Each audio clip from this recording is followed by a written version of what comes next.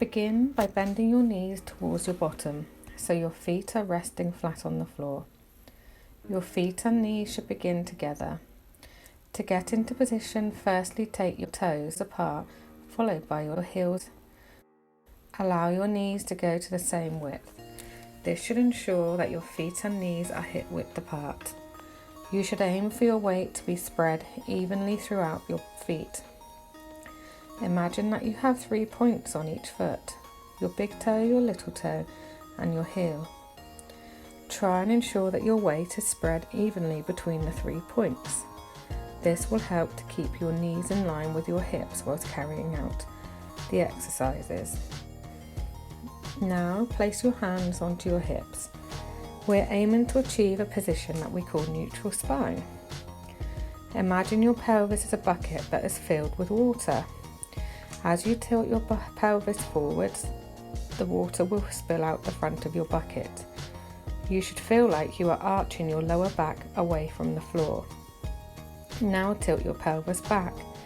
Imagine you are spilling the water out of the back of the bucket. You should feel like you are flattening your lower back against the floor now.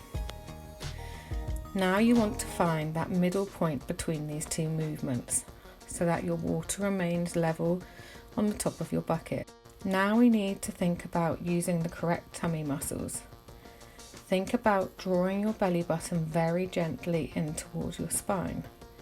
This should be a very light squeeze, as you need to be able to maintain this muscle contraction throughout the exercise. Moving on to thinking about your rib cage and where this is placed. You need to aim to relax your rib cage down. You should not feel like your ribs are lifting from the floor or pointing towards the ceiling. Instead, imagine the ribs are gently melting down towards your hips. Thinking about your head position now, your eyes should be looking directly in front of you towards the ceiling. Go careful not to arch your neck back or draw your chin towards your chest. Imagine that you are gently resting a ball between your chin and your chest, and you don't want that ball to drop out. Moving on to your shoulders now. A lot of us spend a lot of our time with our shoulders hunched up towards our ears. Think about drawing your shoulder blades together and down your back, aiming to have nice wide collarbones.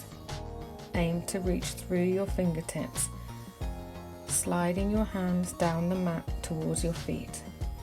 This ensures that you are stretching your shoulders away from your ears. Now that you are in position, think about your breathing. Think about drawing a breath in and then slowly out.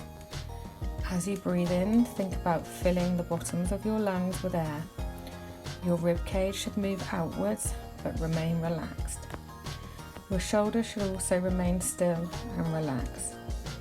As you breathe out, and ensure that you keep these tummy muscles drawn in. Practice breathing slowly in and out whilst keeping these tummy muscles contracted.